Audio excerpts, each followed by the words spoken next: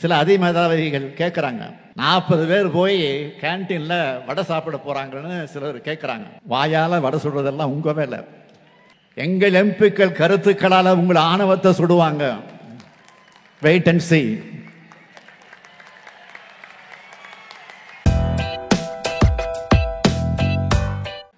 ரெண்டாயிரத்தி 24 பெற்றிருக்கக்கூடிய 40க்கு 40 வெற்றி நம்ம திராவிட மாடல் அரசு மேல மக்களுக்கு இருக்கிற திருப்தியில கிடைச்ச வெற்றி. ஆனா அதை பத்தி யாரும் சொல்ல மாட்டாங்க. நம்ம தொடர் வெற்றிக்கு காரணம் என்ன? கொள்கை உறவோடு கடந்த 5 தேர்தல்களா தமிழ்நாட்டில் தொடர நம்ம கூட்டணி ஒற்றுமை தான் நம்ம வெற்றிக்கு அச்சாணி. அதனாலதான் இப்பவும் நான் அழுத்தம் திருத்தமா சொல்றேன், இந்த மேடையில் இருக்கிற தலைவர்களுக்கு இடையில் இருக்கிறது வெறும் தேர்தல் உறவு கிடையாது, கொள்கை உறவு. இங்க மட்டும் இல்ல, 2023 நடைபெற்ற என்னுடைய பிறந்த நாள் விழா பொதுக்கூட்டத்திலேயே அகில இந்திய தலைவர்கள் அருகில வச்சுக்கிட்ட காங்கிரஸ் இல்லாத கூட்டணி கரை சேராதுன்னு மேடையில நான் அறிவிச்சேன். அகில இந்திய அளவில் பாஜகவை தனிமைப்படுத்தினாதான் வெற்றி பெற முடியும்னு சொன்னேன். எல்லாத்தையும் விட நாட்டோட எதிர்காலமும் ஜனநாயகம் தான் முக்கியம்னு தொடர்ந்து சொன்னேன். அதோட விளைவு தான் 28 கட்சிகளை உள்ளடக்கின இந்தியா கூட்டணியை உருவாக்கணும். நாம ஒன்று சேர மாட்டோம்னு நினைச்ச பாஜகவுக்கு அது அதிர்ச்சியா இருந்துச்சு. உடனே இந்த கூட்டணி ஒன்று சேரக்கூடாதுன்னு என்னவெல்லாம் செஞ்சாங்க. ஒவ்வொரு கட்சிகளையும் ஐடி, இடி, சிபிஐ போன்ற புலனாய்வு அமைப்புகளை வச்சு மிரட்டினாங்க. காங்கிரஸ் கட்சிக்கும் கம்யூனிஸ்ட் கட்சிக்கும் வங்கி கணக்கை முடக்கினாங்க. டெல்லி முதலமைச்சரையும் ஜார்க்கண்ட் முதலமைச்சரையும் கைது செஞ்சாங்க. அது மட்டுமல்ல, தேர்தல் அறிவித்த பிறகு பாஜக என்னவெல்லாம் பண்ணாங்க. விதிகளை மீறி மக்களுடைய பிரிவினை உண்டாக்குற மாதிரி தேர்தல் பிரச்சாரம் பண்ணாங்க. சிறுபான்மை சமூகத்தினர் தரக்குறைவா பேசினாங்க. உத்தரப்பிரதேசத்திலையும் ஒடிசாவிலையும் தமிழர்களை கொச்சைப்படுத்தினாங்க. ஏராளமான போலி செய்திகளை, பொய் செய்திகளை, அவதூறுகளை பல கோடி ரூபாய் செலவில் வாட்ஸ்அப்பில் பரப்புனாங்க. இவ்வளவு செஞ்சும் பாஜக வாங்கினது எவ்வளவு? 240 தான். இந்த 240 என்பது மோடியோட வெற்றி அல்ல, மோடியோட தோல்வி. அருமை நண்பர் ஆந்திர முதலமைச்சர் சந்திரபாபு நாயுடு அவர்களும், மரியாதைக்குரிய பீகார் முதலமைச்சர் நிதிஷ்குமார் அவர்களும் ஆதரவு தந்திருக்காவிட்டால் மெஜாரிட்டி ஏது? அவங்களால தான் மோடி இப்போ பிரதமராக உட்கார்ந்து இருக்கிறாரு. நாம நம்பின அரசியல் சட்டமும் ஜனநாயகம் தான் இந்த தேர்தலில் வெற்றி பெற்றிருக்கு. 237 உறுப்பினர்கள் பாஜகவுக்கு எதிராக நாடாளுமன்றத்தில் உட்கார்ந்து இருக்கிறோம். பாஜக நினைச்சதெல்லாம் செய்ய முடியாது. இப்ப கூட தமிழ்நாட்டில இருந்து 40 பேர் வெற்றி பெற்று நாடாளுமன்றத்துக்கு போய் என்ன பண்ண போறாங்கன்னு சில அதிமேதாவிகள் கேட்குறாங்க. அவங்களாம் யாருன்னா தங்களை தாங்களே அறிவாளியா நினைச்சுக்கிறவங்க. ஜனநாயகத்தோட அடிப்படை தெரியுமா அவங்களுக்கு? இப்படி கேள்வி கேட்டு அவங்க நம்மளை இழிவுபடுத்தல, நாட்டு மக்கள் தான் இழிவுபடுத்துறாங்க. 40 பேர் போய் கேன்டீன்ல வடை சாப்பிட போறாங்கன்னு சிலர் கேட்குறாங்க. வாயால வடை சுடுறதெல்லாம் உங்க வேலை. எங்கள் எம்பிக்கள் கருத்துக்களால் உங்களை ஆணவத்தை சுடுவாங்க. Wait and see.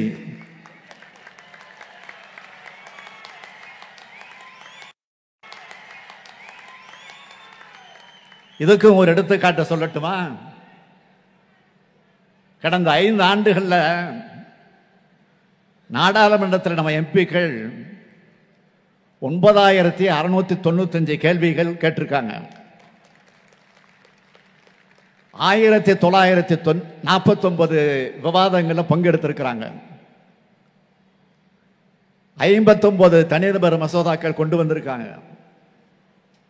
இதை விட முக்கியமா அவங்களுடைய செயல்பாடுகள் அதை அங்கீகரிக்கிற இன்னொரு விஷயம் இருக்கு. ஒன்றிய அமைச்சர் இருக்கக்கூடியவர்களாக இருப்பவர்கள் அமித்ஷா, நிர்மலா சீதாராமன், ஏன் பிரதமர் மோடின்னு ஒட்டுமொத்த பாஜக அமைச்சர்களும் திமுகவை எதிர்த்து தான் நாடாளுமன்றத்தில் அதிகம் பேசியிருக்காங்க. இதை விட வேற என்ன சர்டிபிகேட் வேணும்? பாஜகவுக்கு அதிகம் பெரும்பான்மை இருந்தப்பவே தங்களுடைய வாதங்களால நாடாளுமன்றத்தை திரும்பி பார்க்க வச்சவங்க நம்ம தமிழ்நாட்டு எம்பிங்க. இப்ப மைனாரிட்டி பாஜக அரசு இருக்கும்போது அடங்கி போவாங்களா? மக்களுக்கான நம்ம குரல் இன்னும் வலுவா நாடாளுமன்றத்தில் ஒலிக்க போகுது. நம்முடைய உறுப்பினர்கள் தான் பாஜகவை கொள்கை கோட்பாடுகள் ரீதியாக அம்பலப்படுத்தினாங்க. அரசியல் ரீதியா பாஜகவை விமர்சிக்கிறது வேற, ஆனா கொள்கை ரீதியா அவங்களுடைய வகுப்புவாதத்தை, தேச தேசத்தை, பாசிசத்தை விமர்சிக்கிற பாணிய இந்திய நாடாளுமன்றத்தில் தொடங்கி வச்சவங்க நம்ம நாடாளுமன்ற உறுப்பினர்கள் தான். சமூக நீதிக்காக இந்திய நாடாளுமன்றத்தில் அதிகமா உரிமை குரல் எழுப்புனது மூலமா இந்திய அரசியல் செல்ல வேண்டிய பாதையை தமிழ்நாட்டு நாடாளுமன்ற உறுப்பினர்கள் கடந்த முறை போட்டு கொடுத்தாங்க. இந்த முறை நம்முடைய நாடாளுமன்ற உறுப்பினர்கள் எப்படி செயல்படணும்னு நான் விரும்புகிறேன்னா, நாடாளுமன்றத்தில் பேரறிஞர் அண்ணா பேசினார், ஈவிகே சம்பத் பேசினார், நாஞ்சிலார் பேசினார், முரசொலி மாறன் பேசினார். இன்னைக்கு பெருமையா சொல்லிக்கிட்டு இருக்கோம். அதே மாதிரி ஒட்டுமொத்த நாடாளுமன்றத்தோட கவனத்தையும் இருக்கிற மாதிரி மற்ற நாடாளுமன்ற உறுப்பினர்களுக்கு எடுத்துக்காட்டா இருக்கிற மாதிரி உங்களுடைய நாடாளுமன்ற உரைகள் ஒவ்வொன்றும் அமையணும். இந்தியாவோட அரசியலமைப்பு சட்டத்தை, சமூக நீதியை, மதச்சார்பின்மையை, நாட்டோட பன்முகத்தன்மையை, இந்திய பண்பாட்டு விழுமியங்களை காப்பாற்றுற மாதிரி அது இருக்கணும். அப்படித்தான் அமையும்னு நான் நிச்சயமா நம்புறேன்.